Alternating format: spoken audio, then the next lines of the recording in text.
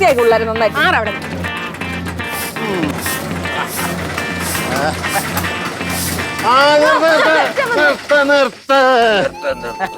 സൂക്ഷിച്ചു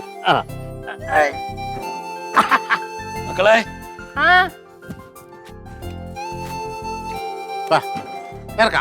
അച്ഛാ ഫ്ലെക്സ് ഒന്നും അടിച്ചില്ലേ?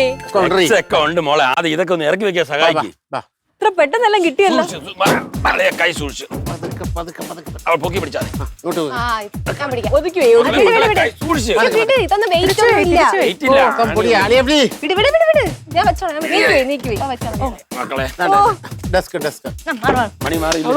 തൂക്കി വെക്കുമ്പോഴാണ് തൂക്കണം.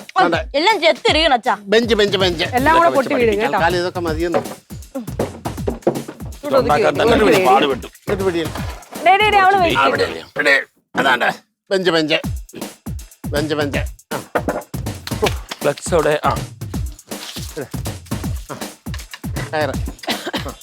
പിടി വെക്കങ്ങോട്ട്. മക്കളെ എടാളിയാ മക്കളെ ഇതൊന്ന് പിടിച്ചേ നോർത്തി കാണിച്ചു കൊടുക്കാം. മോളെ നോക്ക്. അണ്ണാ ഞാന് തയ്യൽ ക്ലാസ് തുടങ്ങുമ്പോഴേ ഇതേപോലെ ഒരു ഫ്ലെക്സ് അടിക്കും അണ്ണാ. അതുകൊണ്ടാ ഇവിടെ ഒരു വലിയ ഫോട്ടോയും വെക്കണേ. ചിന്നു അതൊക്കെ എന്തിനാ അളിയന്റെ അടുത്ത് പറയുന്നത്? എന്നോട് പറഞ്ഞാ പറയാ. നിനക്ക് എത്ര ഫ്ലെക്സ് വേണം? മണിക്കുട്ടാണ നീ തയ്യൽ ക്ലാസ് തുടങ്ങുമ്പോഴല്ലേ അത് അപ്പോഴും നമുക്ക് ആലോചിക്കാം. ആദ്യേ നീ തയ്യൽ പഠിക്കും. അതെ ഞാൻ നേരത്തെ പറഞ്ഞില്ലേ എന്റെ ഒരു പദ്ധതി. അത് തുടങ്ങുമ്പോഴും എനിക്ക് ഇതേപോലെ എന്റെ ഫോട്ടോയൊക്കെ വെച്ചിട്ട് ഫ്ലെക്സ് അടിച്ചായിരുന്നു. Monies kitchen. അത് ആ പേര് പോരാ പെങ്ങളെ. പിന്നെ പുലിനട മണീസ് കിച്ചൺ.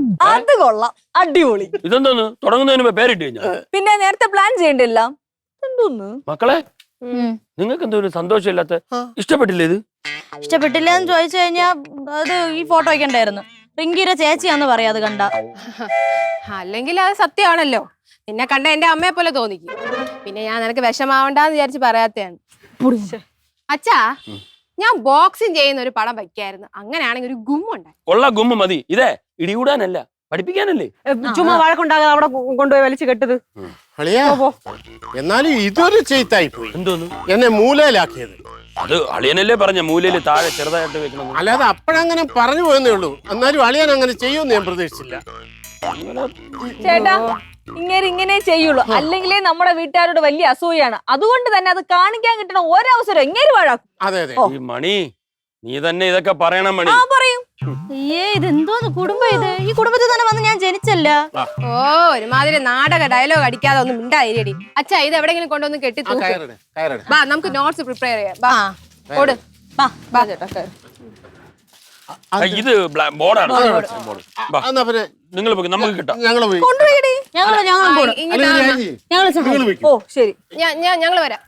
നിങ്ങൾ അങ്ങോട്ട് ചിന്നു നീ മണിയെ പോയി ഇങ്ങോട്ട് നമുക്ക് കേട്ടോ.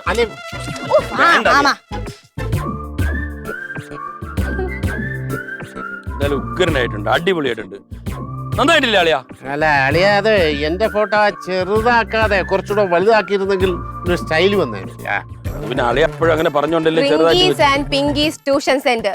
നാളെയുടെ വാഗ്ദാനങ്ങളെ വാർത്തെടുക്കാൻ ഞങ്ങൾ ഇതാ നിങ്ങൾക്കൊപ്പം.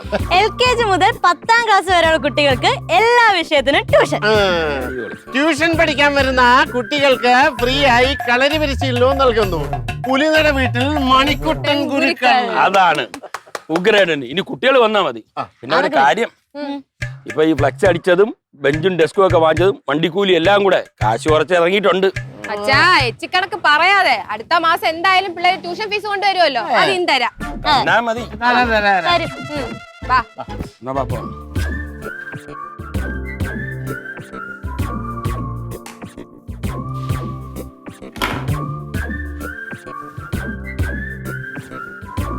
ഈ കണ്ണാടി ഉള്ളോണ്ടേ എന്നെ കാണാൻ ഒരു ടീച്ചർ ലുക്കൊക്കെ ഉണ്ടല്ലേ. അപ്പൊ ഞാനോ ഉള്ളത് പറയാല, എന്തൊക്കെ ചെയ്തിട്ട് അങ്ങോട്ടൊരു മെന പറഞ്ഞില്ല. നീ പൊടി അസുഖക്കാരി. കൊള്ളാമോ? കൊള്ളാം. അയ്യോ കാർത്തു. എട്. ഹലോ ആടി എവിടെ എത്തി? ഞങ്ങൾ റെഡിയായി. പെട്ടെന്ന് വാ. ശരി. ഓക്കെ. എന്തു പറഞ്ഞടി? അതെ ആ അവളിപ്പോ എത്തുന്നു. ആ കുറെ പിള്ളേരുണ്ടാടി. അത് ഞാൻ ചോദിച്ചില്ല, പക്ഷെ അവളുടെ ക്ലാസ്സിൽ പഠിക്കുന്ന എല്ലാരെയും കൊണ്ടുവരുമെന്ന് അവള് പറഞ്ഞിരുന്നു.